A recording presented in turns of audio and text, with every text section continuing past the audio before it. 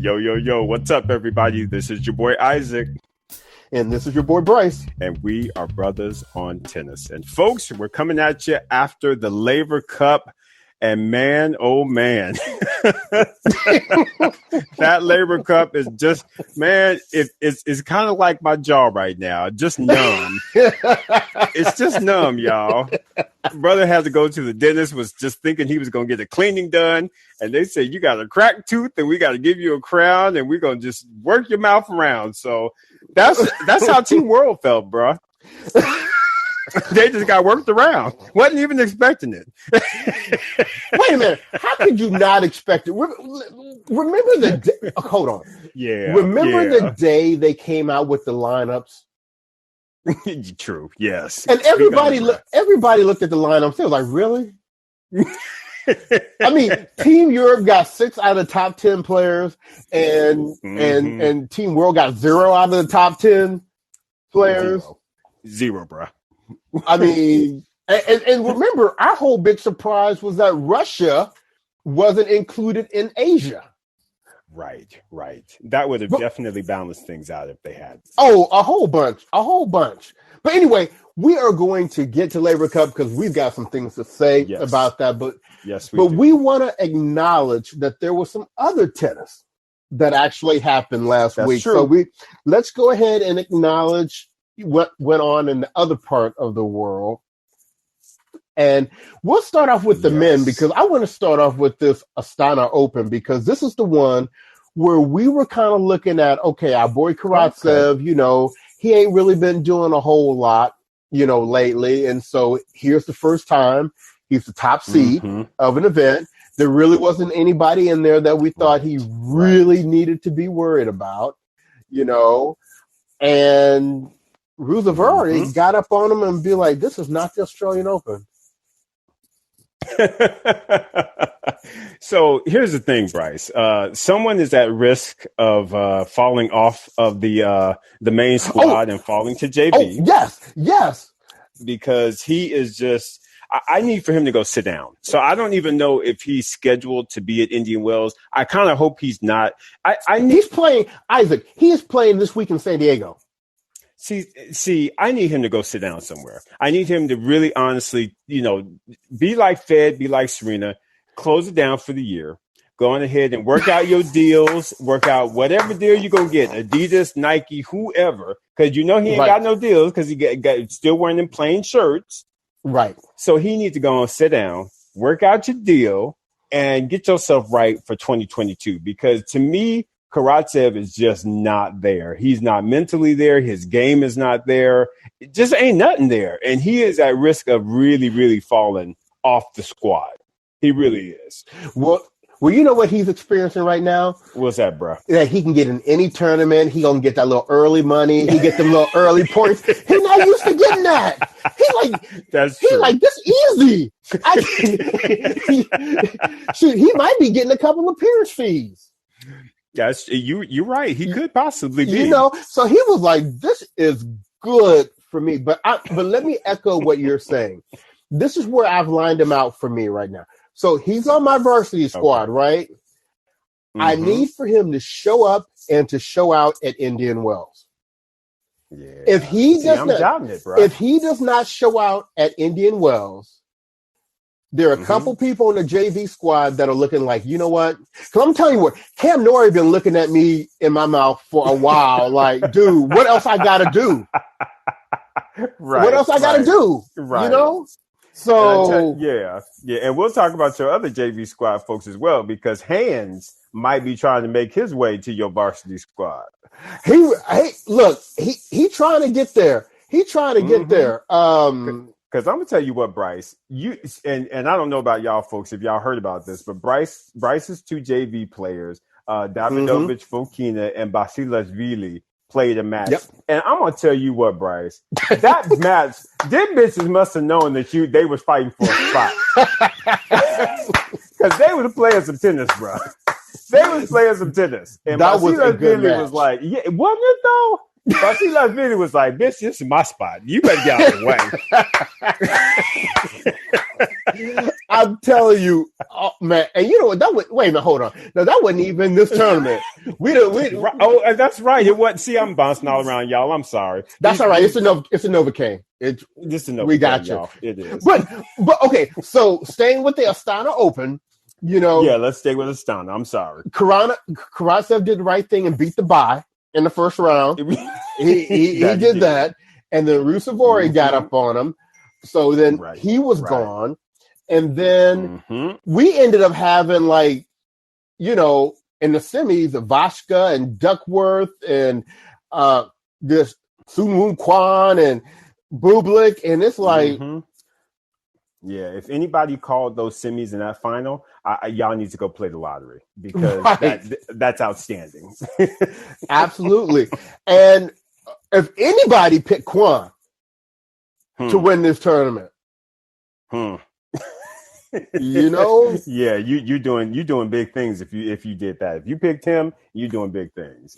But you know what? Shout out to him. I saw his, when he won match point and he fell on the ground, and even though I typically don't like that, that would actually seem genuine, which means it seemed legit. Only that happens only about 5% of the time. So, shout out to him. His first tour win, I think. Yeah, you're right. First tour win, first tour title. And, I'm not going to hate on him. I'm happy for him. Hey, maybe he can be on Team World next year.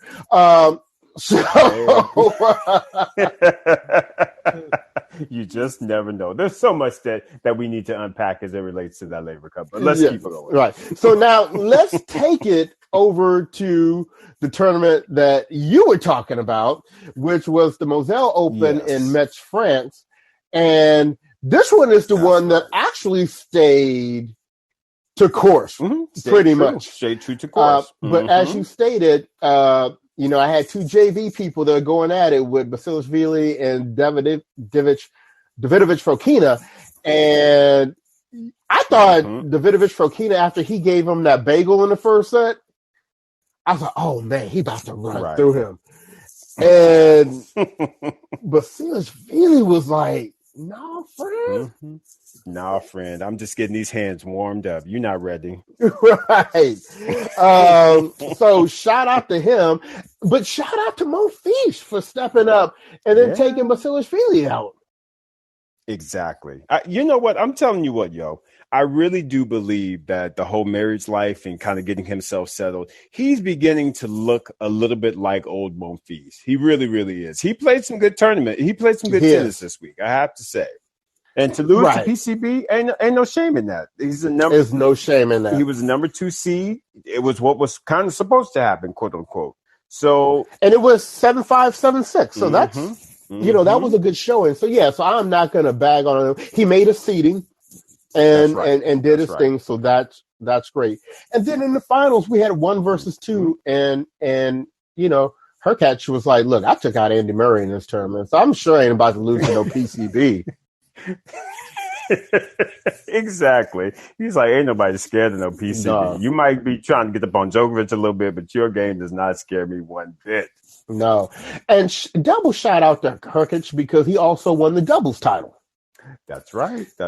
I tell you what, man, Hubie, like I said, Hubie has earned his spot on my team. I have been watching that young man for a very, very long time. And his game is quite understated, as is his personality.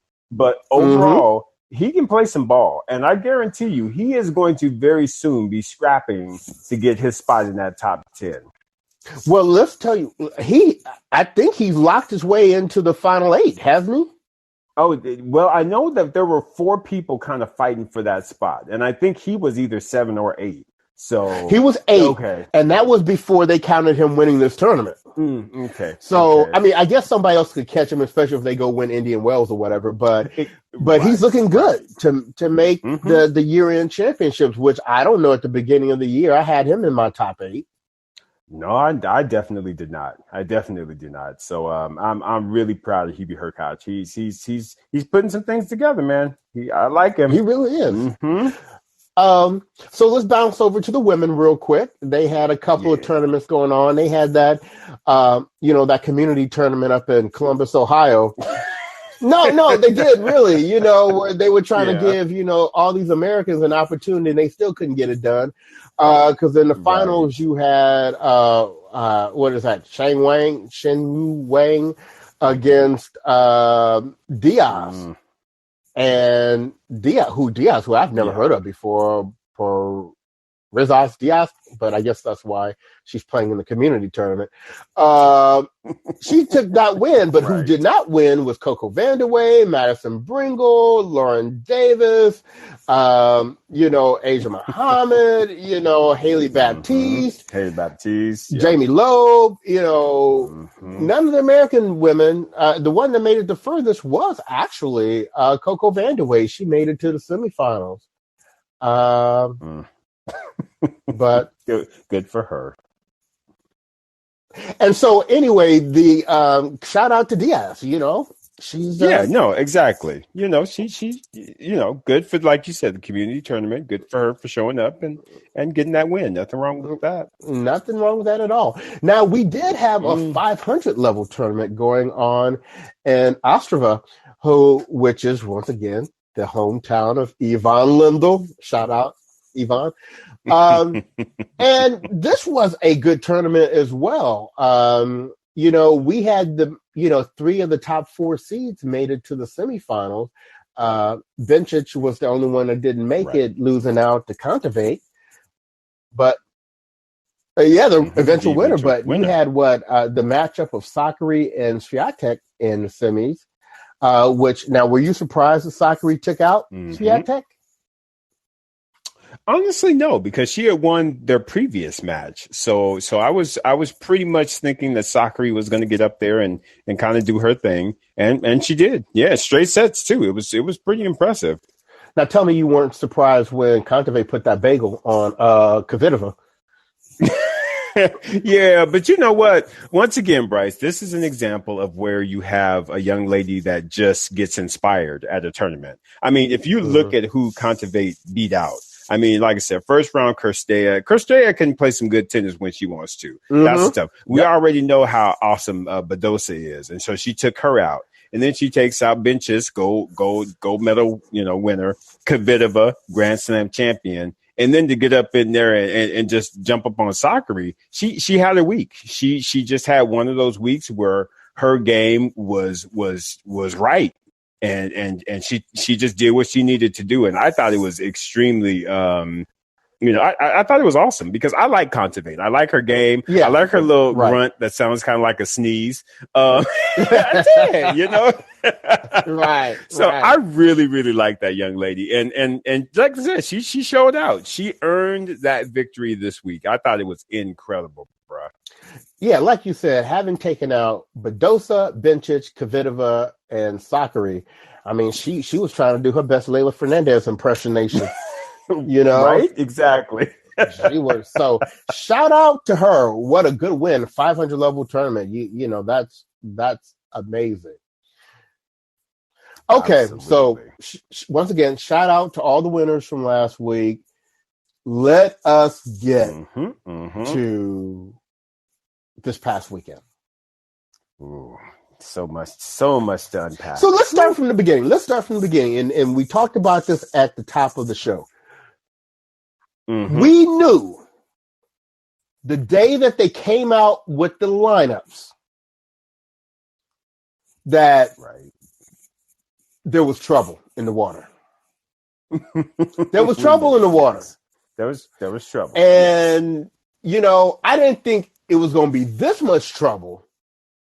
But let's just take it match by match. All right. Let's do it, bro. So day one, Ruud takes out Opelka 6-3, 7-6.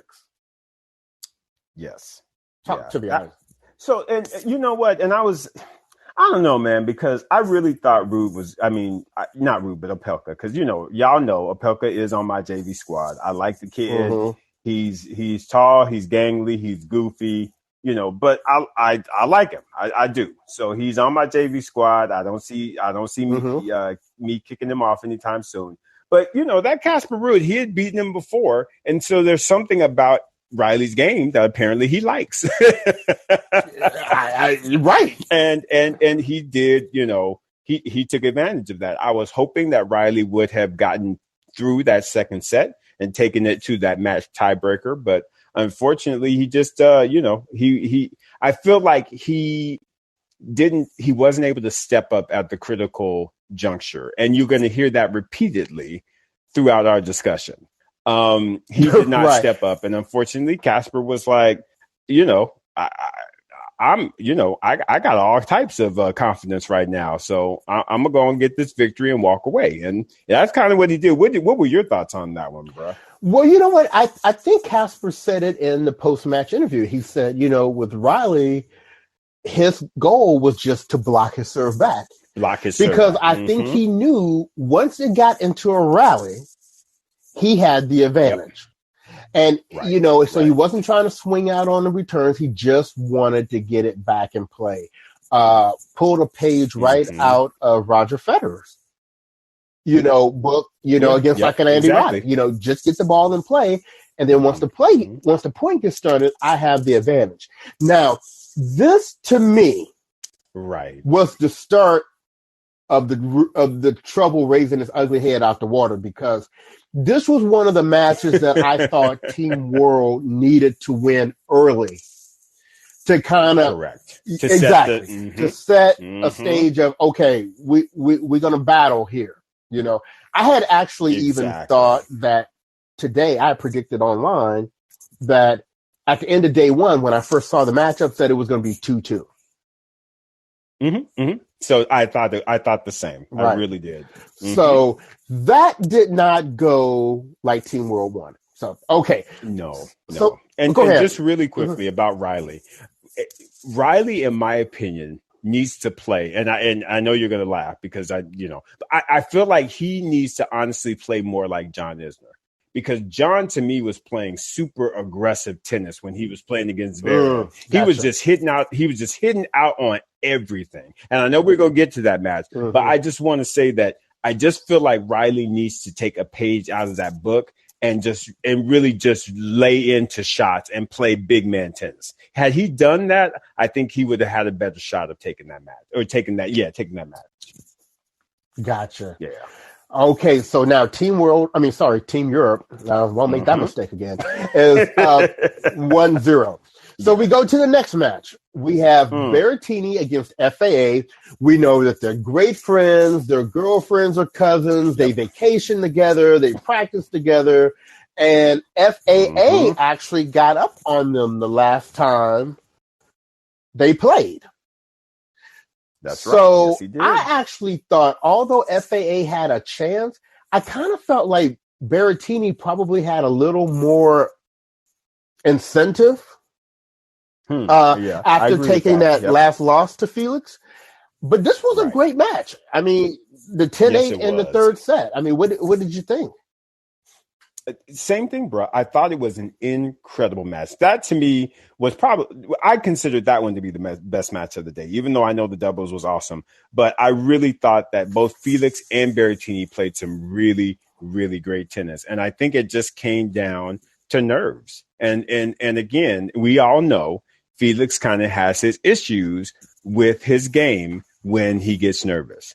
And to me, that again, not stepping up during the critical junctures of a match. And in my opinion, Felix actually, I feel like he played slightly better than Baritini in that match, in my opinion.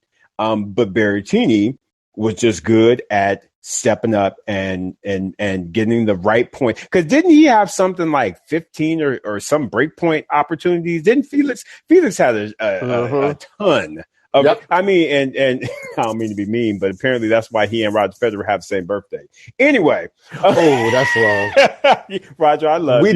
We're not going to get on Roger today. This Roger, is about FAA. And quietly, we're going to stick with FAA. But I really, really thought he played a great match, as did Baritini. Baritini had the crowd against him because, of course, everybody was cheering for Felix. I just really thought it was a good match. But again, critical point. Team Europe got it done. Right. What about you, bro? I agree. And you know what? And one of the things that I kind of noticed as a trend across the whole weekend, didn't like almost basically in every case, the higher ranked player won. So, Yeah. I mean, once again, this takes us back to when we originally saw the lineups. We were like, all of them are ranked higher than all of you. Right. The lowest ranked player on Team Europe is ranked higher than the highest ranked player on Team World. And that's just the way it's going to go. But saying that, Bryce, I still look at these matches, and to me, this is that distinguishing point between being in the top 10 and not. Is you've got to be able to get the critical points, and all three of the singles matches had, in my opinion, critical junctures in the match where the lower ranked player did not step up or succumbed to their nerves or to the moment. To me, all three of those matches. Well, like you said, which is why they were all the lower ranked players. Exactly. You know? Yeah. Now, so Team Europe is now up 2-0. Now, something I want to mention before we get to the third match. Yeah. Remember, Roger Federer had gone out there and said, y'all, I'm not going to make it to the Laver Cup. I'm going to miss it. And who shows up before it starts? He played tricks. Roger Federer. And let me tell you what I thought when I saw that. Okay. I thought the one thing that I felt like Team World kind of had over Team Europe was team cohesion, right? And because we know about all the drama that's on Team Europe, and we know how all kind of like frat boy like Team World is. Well, you bring Roger Federer in the picture, and all these guys on Team Europe who may not necessarily get along with each other, what do they have in common now? They all respect Roger. That's true. Very true. And so Roger becomes a unifying factor just merely by his presence. By being there, Of being there. Yep, speak on it. Yep, very true, brother. So we moved to match number 3, where we have Rubled and Schwarzman. And let me be clear, I was initially surprised that Schwarzman took the first set. I was like, all right. I was like, okay, Schwarzman. You know, Diego came and he was like, listen, I was in the top 10 before, and it wasn't by luck that I got there. So I'm going to bring that game out to you. And he really played some real good tennis, man. Like I said, Laver Cup, that Laver Cup was awesome. Even with getting drove, it was awesome. Those boys got out there and they played, bro. They did. Now, here was the disappointing part for me. Yeah. What in that final set match tiebreak, wasn't Diego like up 5-1 or 5? He was up. Something like I don't remember the gap, but yes, he was up. And once again, I remember, I think I went to the kitchen to find a honey bun or something, and by the time I came back, it was like 8-8. I said, wait a minute. What happened over here? You know? Exactly. Yep. I mean, but it's back to what you said. The higher ranked player came through in the clutch. That's right. Clutch. Yeah, that's it. That's an even better word. Clutch. You got to be clutch. Right. If you're going to be in the top 10, especially right now in the ATP, you have got to be clutch. And to me, all of them displayed that this weekend, but especially on day one. Okay. So now Europe is up 3-0. And the match that I felt all day long that Team World had the advantage of, I felt was in the doubles. Right? Yes. Yep. And so you had Isner and Shapovalov from Team World against Zverev and Baritini. And when Team Europe took the first set 6-4, I was like, wait a minute, we about to have a day one sweep? I know, sweep, right? We about to have a day one sweep? But then, props to John and Dennis. They fought. They got it to a tiebreaker in the second set. They took that tiebreaker convincingly, 7-2. And then even more convincingly, they took the match tiebreak in the third, 10-1. So let me be real clear. Because I'm not the biggest John Isner fan. Yes. But let me tell you this. John Isner played some damn tennis in that doubles match. Yes, he did. John Isner, he grabbed a hold of Denis Shapovalov. He said, boy, get up on my back. Get on my back because I'm about to drag us to this victory. John Isner played some of the best tennis towards the end of that match that I have ever seen. He was just swinging, Bryce. And I was just sitting there like, you big old tall son of a bitch, you better play. You better play. He was like, listen, I am not trying to go. I am not trying to be swept today. And I was like, John Isner, I ain't mad at you today. I ain't mad at you. Yeah, I mean, he brought it at the back end of that match and, ended up pulling that out so that the first day did not end up being a sweep. It ended up being 3-1. But really, as dramatic as that match was, it got more dramatic after the match. Right? Because got their chest out. Wait a minute, because let me tell you what. Now, y'all know I'm not a fan of Mr. Zverev. And people thought he was crazy when he said it initially. But he put his chest out there and told them, this is the last point y'all gonna win. Well, that's it. This is the last point y'all gonna win. That's it. Y'all ain't gonna win no more. And you got McEnroe cussing on the side. You got Opelka over there calling Zverev out on guilty on this damn domestic abuse charges. They all salty, right? Because how dare he say something like this? Ain't no way that's gonna happen. Mm-hmm. Can we go to day 2? Well, let's go on to day 2, bro. Let's go on. Okay. So day 2, so everybody's all, no, he didn't, but let's get out here. So we got Tsitsipas and we got Kyrgios, right? And we know their relationship and all that kind of good stuff. So Tsitsipas, now here's the funny thing. One of the things that Kyrgios always talks about is his record against the top players. He's 2-0 against Medvedev. He's 2-0 against Tsitsipas. He's 2-0 against Djokovic. And now, granted, most of these matches, though, were played a minute ago. And all of those players are like different players now. And Tsitsipas was the first one to say, let me show you how different I am from those 2 times we played you. That was look, I'm going to say 2 things. I'm going to turn it over to you. Number one, that was a comprehensive win by Tsitsipas. He was in control the entire time of that match. And number 2, Kyrgios is out here hinting retirement and all this kind of stuff. We're going to retire because when is the last time? No, seriously, we always hype him up based upon his name and the talent and the potential. But when is the last time in any tournament, 250 or otherwise, that Kyrgios was a factor in? Right. I think the last time that he really made an impact was when the whole fires were going on right before, down in Australia, right before the pandemic hit. So I feel like he played good tennis then, but that's pretty much the last time. Of course, we haven't seen him much as well, bro.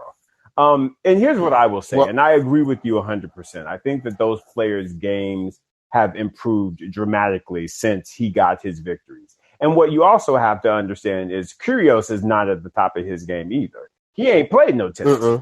So honestly, going into that match, I thought it would be an upset, a major upset, if he did actually win. Because again, he ain't been out there playing, and Tsitsipas, arguably has had his best season, making it to his first ever Grand Slam final at the French Open. So I didn't really expect too much out of Nick, and we always know that Nick is dramatic, and he's always going to just throw random stuff out there. So what I appreciate about Nick though is in that format though, he's such a great team player, and he's such a great coach. I love the fact that he was always in somebody's ear trying to tell them how to, do something. And honestly, I feel like that's probably why those matches on the first day and all across the board were so close, is because he was really doing a great, he and Jack Sock, in my opinion, were just the team, Anyway, we're talking about Nick Kyrgios. So what I will say is about Nick's game, I was not surprised by that result. I do think that if Nick were to step away and again get, really focused, I still feel like he has the capability and talent to still be able to beat anybody on the tour on any given day. I really do believe that. But it's whether or not. It's for me. It's really can he put in the work to really to peak, and that's where I question. And I'll throw it to you, bro. Well, and the only reason why I thought that he even had a chance in this match against Tsitsipas was because of how much he does love these team events, right? I didn't know if that energy was going to be enough. You take that energy, you put it with his talent, crazy things can happen, right? But apparently Stefanos was like, not that crazy. Not that crazy. Exactly. Not that crazy and not now. And if John McEnroe should have went and got a trash can and set it on fire behind the building and been like, Nick, it's fires out here. It's fires. Come on here and play. So anyway, at this point, Team Europe is now up 5-1. They haven't won another point yet. Right. Now you have Zverev against Isner, who flashback from the doubles match the day before. And I'm going to be honest with you. I was surprised it was this close. I thought Zverev was going to come out and be like, okay, you got me in the doubles, but we're on a singles court now. And I'm about to wear you out. And John Isner was like, I got more where that came from last night. I got more of it, bruh. I got more of it. And John Isner walked out there and he was like, anybody scared of you, Sasha? You might put them hands on somebody else, but you ain't going to put them on me. I'm telling you what, like I said, this is a rarity because me and John Isner, I am not that big of a fan, but I'm going to tell you what, John Isner earned some mad brownie points for me, just at this Laver Cup, because he got out there with his chest out and was like, "Ain't nobody scared of you," and I'm about to bring it. And honestly, Bryce, that was yet another incredible match. And to me, Riley Opelka should have been sitting there with his little notepad and his pencil, trying to be like, "Oh, this is how you play 7-foot tennis." I got it. Because to me, Isner went out there and he was just like, "I'm just gonna swing. I'm gonna swing."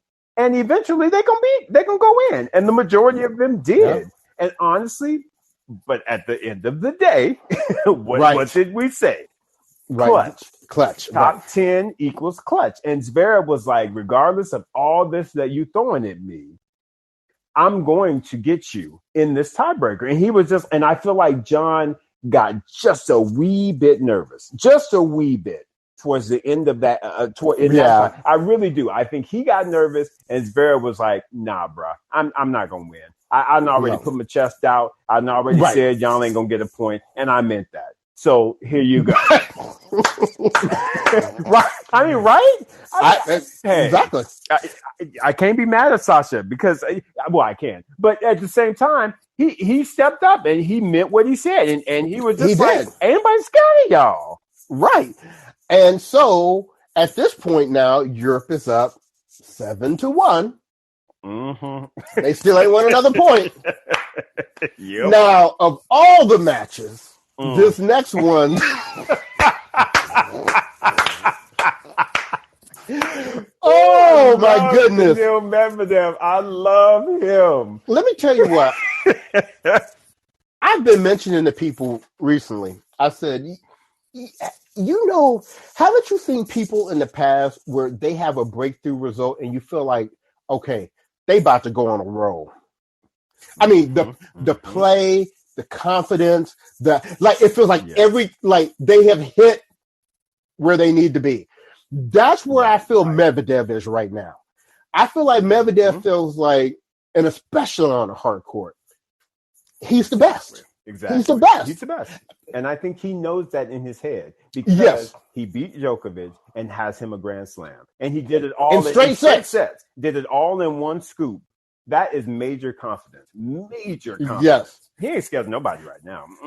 And he was like, John McEnroe, Dennis, did not give you any love for putting you up against me. I don't know what he thought was going to happen. I don't know, but right? I saw you in that doubles match last night. You the one particularly that gave Sasha the courage to make that comment. Right? Come on. Come on. And if I'm not mistaken, wasn't that the only trip to the bakery? That was the only trip to the bakery. And it was a solid trip too, Bryce. It wasn't, because sometimes, Hope Biscuit, but no, he went to the bread stove. It was an everything bagel because he started that run at 4-all in the first set. So he really won 8 games in a row. Yes. Mm-hmm. And just looked so comfortable doing it too. Just like he looked. Right. You know how players look like when they in exhibition mode when they be playing exhibitions. Right. He was in exhibition mode. But Bryce, talk about the match point though. Wait a minute. Ice Cube said it best when he said, "Ain't nothing to it. Put your back into it." Put your back into it, bro. He put so much back into that forehand that he fell on the ground. He fell on his butt. Fell on the ground, bro. Fell on the ground. And won the point. And won the point. And then walked up to the net and was smirking and laughing because he was like, "This I put them things on you.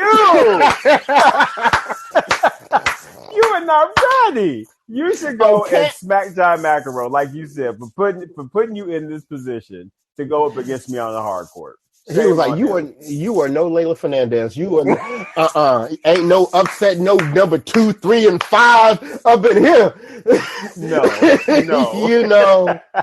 So anyway, we like Dennis, so we not gonna stay on that. We're not gonna bag on him too long. But I tell you what, props to Daniil Medvedev though, bro. I am such a big fan of his right now. Me too. It's ridiculous. It really is. Me too. So now we up 9-1. Yes. All right. So then so we down to the doubles again, right? And we got big swinging John Isner back in the doubles. Makes sense, right? Because he clowned the day before. Yeah, well, but did you hear what happened though? I did hear what happened. So you want to share it, or me? You go and put it out there. Go ahead. So y'all, there was this thought, right? That stuff's getting kind of tight for Team World, and so this is a time when, as a coach, and we love John McEnroe, but as a coach, sometimes this is when you have to make those hard decisions. And so, if you remember, Team World as their alternate had Jack Sock, right? Who a lot of people consider is really like the best doubles player in the world. I mean, everybody doesn't agree to that, but I think everybody would have to say he's top 5. He got grand slams to prove so it. And gold medal and stuff, right? So he's got like the best record, right, for Laver Cup for Team World.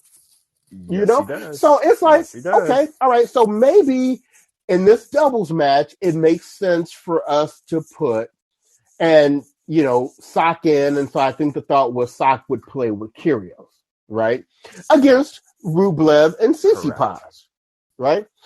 Well, this is what I believe happened because Nick Monroe was texting with Jack Sock on the side. I think McEnroe actually did go to Isner and say, "Okay, you had a tough singles match. This doubles match is on the line. How do you feel if maybe I put Jack in?" And apparently, Isner's response was, "No." And John, once again, Isner has been a stalwart for Team World, and he came through the night before in doubles, and really he played much better against Zverev than I thought he would have played. And so I think John let that go. And as good as John is, and as good as John played the day before, I think I still would have made the call. John Isner would just have been mad at me that night. Right. Well, see, and here's and so maybe I got confused because here's how I thought it came down. And either way, I mean, it's because I saw that Nick Monroe was talking about he was texting with Jack Sock. I thought that Jack had been. I thought it was supposed to be Jack and Nick that were going to play, and I thought that I heard that John Isner was the one that was like, "Nah, put me in, coach, put me in," and that John McEnroe then ended up sitting Sock down to put in John Isner.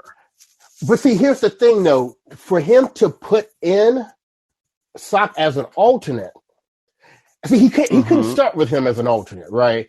So he had to sit right. No, because he can only go in if he sits somebody else down. So Isner was already in the lineup. Gotcha. Right. Gotcha. So he had to sit one of the two of them down. Now there was the thought. And some other people were talking, well, okay, if John wants to play, then put John with Sock. I was about to say with Sock, I would have sat Nick's ass down. Right. Quietly. Because Sock and John have won together in Laver Cup. Exactly. So, but I think John, we know John is a huge Kyrgios fan. And I think John had it locked in his mind that Kyrgios was playing. So it was either going to be Sock or Isner.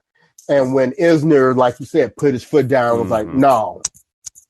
He's like, no, put me in, coach. It's me. And rightfully so, because again, he was right on the cusp of beating Sasha in that singles match. So he was feeling himself pretty much. Right. Well, I tell you what, they came out, and at first it seemed like it was the right decision because they took that first set and a tiebreaker, especially after having been down, I think, a break in the first set. But I don't know how many people know, Rublev and Zverev have been good friends since they were kids.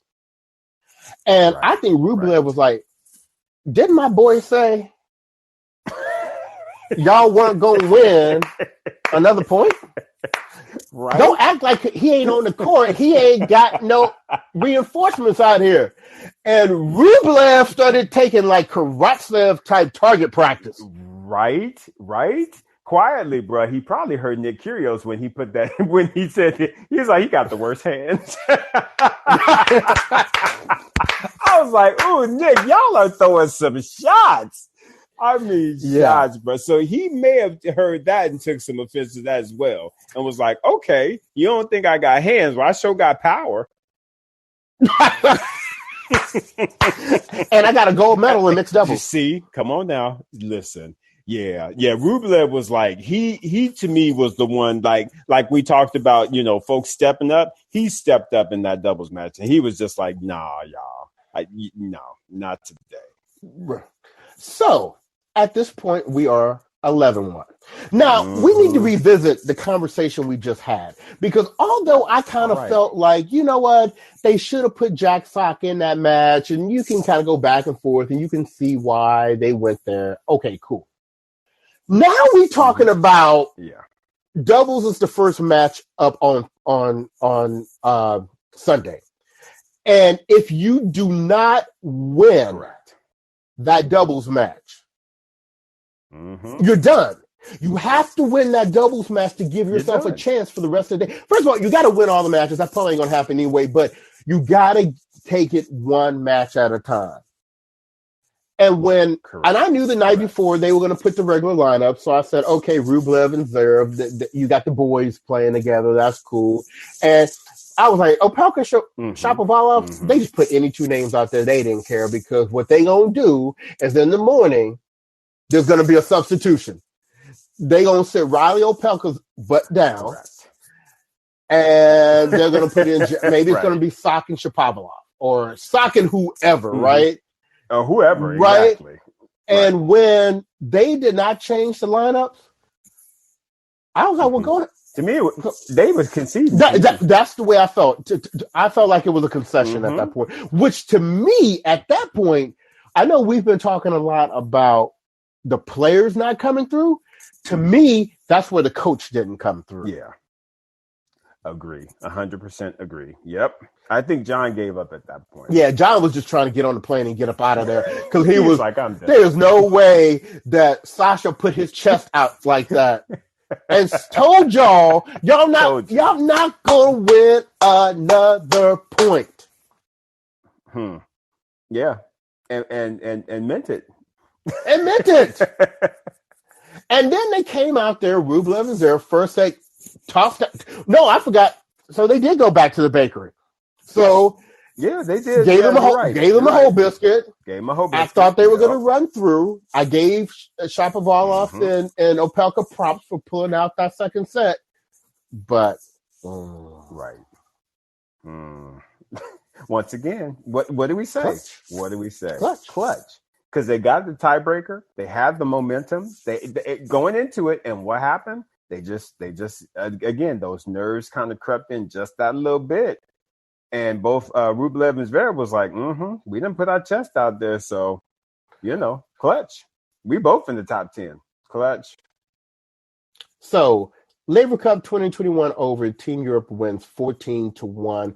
Team World does not win another point after Sasha Zverev puts his chest out there and says, no. No, that's right. No. No more. I'm speaking for me and my whole team. Right? Oh, no. Man. No. You got hey man, you got to give him mad props for that, because he stepped out there and said it and let them hear it. Let them hear it. So I need to go back to an original decision that was made with this Laver Cup, right? Okay. And that is the thought that Russia was a part of Team Europe. I don't know if you heard when Brett Haber said, because shout out Brett Haber, he was one of the first ones that was like, you know what? I kind of was scratching my head because I thought, Russia was going to be on Asia. So he said, I had to do a little research. And when he said, geographically, landmass wise, 77% of Russia is in Asia. Now, he said, granted, you got, some of the major cities that are on the Europe side, but 77% of your land is in Asia. Right. Now, so put that data point in your back pocket. Then you look at the balancing of the teams. And you're like, if we have a country that can go either way for the sake of the tournament, why would you not put them on Team World? Yeah, I agree. Now, I heard a rumor, and I don't know this is true, so nobody go run and be like, Brothers on Tennis said. I heard from somebody who heard from somebody else that heard. Yep. That Medvedev and Rublev, who are from, I guess, the Moscow region, which I think is considered on the Europe side, have basically demanded that they be on Team Europe. I don't know if that's true or not. I really don't. So don't put any stock into that. But I don't know if that was a pressure point for the Laver Cup organization or not. I don't know if they wanted to be tied closer to the European heritage side of things or not. But just like in terms of trying to have the best event that you can possibly have, that was not the right decision. No, because at least the third day, you would have still had a lot of, really good matches. I think that, I don't know how they did from a ticketing standpoint, but I definitely think that it would have been better had the two Russian players been on Team World. It was, I agree with you. I just think that it would have made for a better, more competitive event. Well, I saw somebody on social media, once they came out with the lineups, they said they wanted a refund. Wow. I kind of get that. I mean, having seen the matches, The matches were good. The value, Yeah. the matches were really, really. The matches were good. I still feel like this was, and just like again, Laver Cup, the format, everything is just outstanding. Right. But I do agree though. When you initially look at the names, you would be like, I don't know if I want to pay this ticket price because them tickets ain't cheap. Nope. As we, we did some research, y'all. And Yep. they ain't cheap. So No. I definitely understand how someone would be like, yo, give me my refund. Right. Mm-hmm. And the other thing about, all of this is that, and this speaks to the format of the Laver Cup, which I love. You can get literally swept the first 2 days and still have a chance to win on day 3 based upon the increasing point value for each match. So I think that as a format thing is an absolute winner because you were, as badly as Team World was getting spanked, as badly as folks was out there putting predictions and they chest out. Right. There was still an opportunity for Team World to win, even though we knew that wasn't going to happen because they had already lined up Zverev, Medvedev, and Tsitsipas.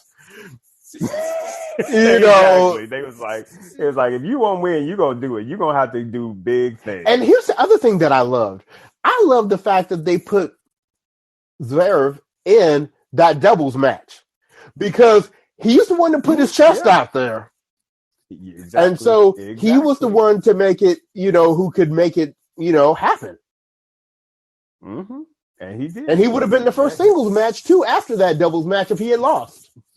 Exactly. Yeah. So they was putting it on his back regardless. And he's had that experience of taking the winning point for Team Europe. So yeah, he's been in that position before. And that's the other thing. There were a lot of people there that hadn't played Laver Cup. So It was very new to them. But yeah, Sasha's old head.